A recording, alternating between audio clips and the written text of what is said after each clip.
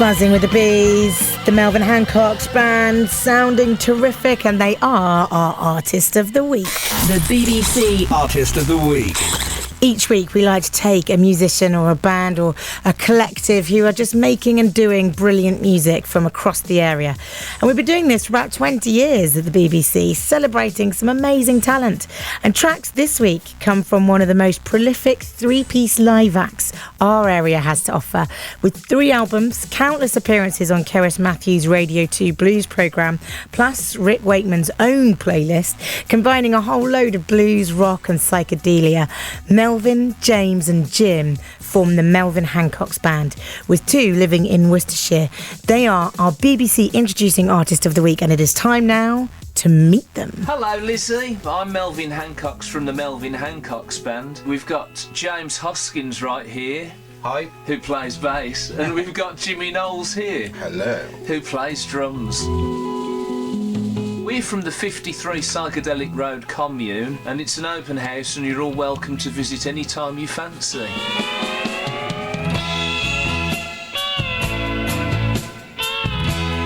Big layoff after COVID, it's taken a while for it to build up, but venues seem to be getting a lot more confident putting bands on, and we're gigging somewhere between 8 and 10 times a month, which is sort of pre-COVID levels, and that's great. Here we stand, just you and me. I'm very much influenced by bands like Atomic Rooster. I'm a big fan of Jeff Lynne, of ELO. Fleetwood Mac. Fleetwood Mac, definitely I would put in there. Peter Green, Danny Kern from Fleetwood Mac, Stan Webb, Chicken Shack, Tony Borgin, Budgie, Tony Iommi, Black Sabbath. I guess they're the people that maybe want to start playing in the first place and it continue to inspire. Rory Gallagher and Taste, and his solo stuff as well, I think is a big influence for me. Hendrix to an extent. Oh yeah. All that kind of good stuff. Yeah. Proper guitar music. And remember, there's no man higher than God than Dylan.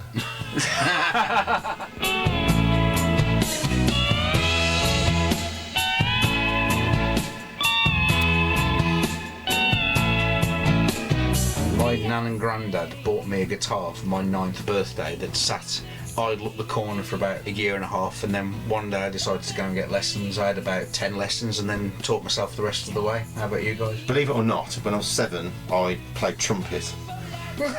What end? Exactly. I was invited by the orchestra one day to fill in on drums, even though I had no idea how to play them.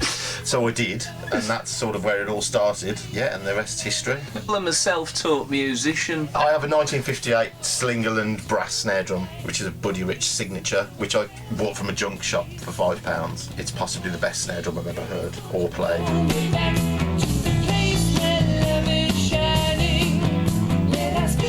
We deal in the fantastic rather than realisms. I suppose a lyric that I'm proudest of, well I'm not.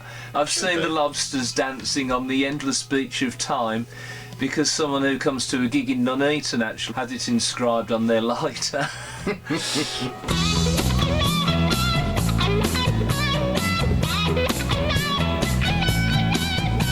Probably the best writing happens collectively. If Melv has an idea or Jay has an idea, or if one of us has an idea, then it gets thrashed out at a rehearsal, and that's really where it starts to come together and it starts to sound like us. What do you look like on stage? Like a professional trio, I hope. Smart casual with a flowery shirt. Yeah! Let our spirits soar into the night. Oh, listen to my spell casting. I was at school, I'd have been 15, and my woodwork teacher said to me, there's a jam night going on at this pub, you should go down. And I went down there, and Melvin was on stage. I got up and played and had a really great evening. Next week I brought Jim along from school, and then within a few months we were in the band, and it's been, that was 96.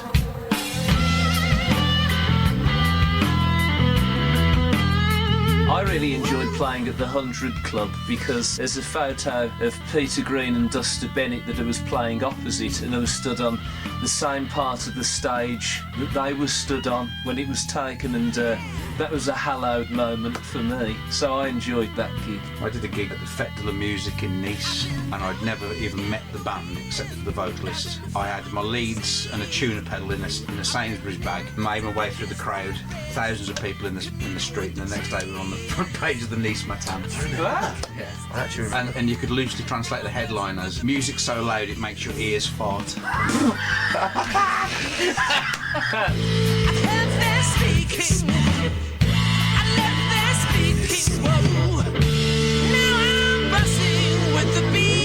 I remember Jay falling off stage. He bought a particularly new pair of Cowboy boots. cowboy boots. He stepped off stage trying to be all cool, and the next thing we know, we just heard a thud. No James. And he was flat on his back and he never missed a note. But I had to wait till the end of the song before I could get up because I couldn't stop playing to lift myself up off the floor. I started a song with 6 strings and ended with 2. That was a bit dodgy as well. Being as successful as it is so far. I really liked it when Keris Matthews played us on Beeb 2, you know. That was a real thrill. Yeah, it's awesome. It's nice to be a part of a band that's exciting musically, that we all dig and it's like a unified force when you're all together on stage. Yes. And you're projecting a shared idea, Common a shared vision. cause, yeah. And when it really clicks, it really clicks.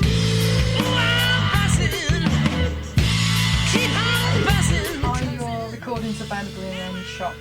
There's Mr. T's in Kidderminster, the Discovery, Swordfish and Polar Bear in Birmingham. There was Rooster in Exeter as well. I think Tom's Records, Hey on Why. What made you upload your tracks to BBC Introducing? It's all thanks to Chloe Mogg that we're in this coveted position right now. It's a frighteningly good bass. I was about to just She took the said words we out of my should mouth. do this, yeah. It's nice to be noticed now and we're hoping for the best. Well, in 10 years' time, hopefully still earning a living from playing music, and I will be, health permitting. I've been doing it all my life. I did my first gig at 12, had my first record deal at 16, did my first television at 18. And so in 10 years' time, on whatever level, I hope I'll still be earning a living as a musician, because it's what I do. Yeah, I think that goes for me too. As long as I can stay fit and do it properly. What I don't want to do is become not a good player anymore. I think I've got to keep an eye on what I do and make sure I've got something to give people if I haven't got anything to give them. I'd ultimately like to be doing perhaps some bigger venues. A lot of the venues we play all our own music. Some of the ones we do, because we're working musicians, we have to add covers, those sorts of things, which are fun, but it would be nice just to rely on originals.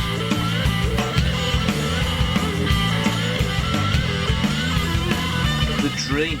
I suppose it would be to play the old grey whistle test.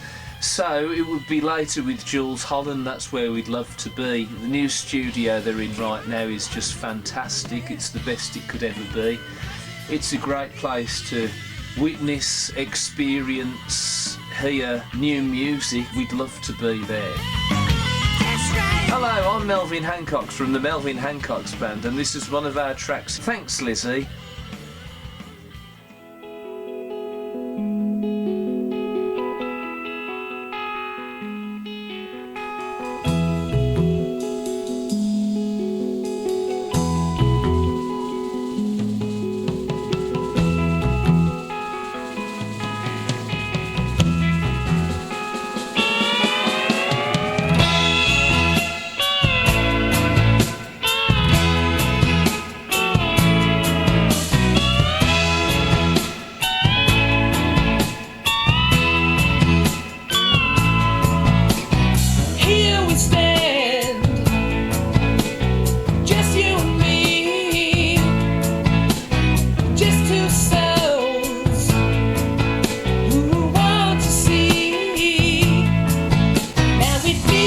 Magic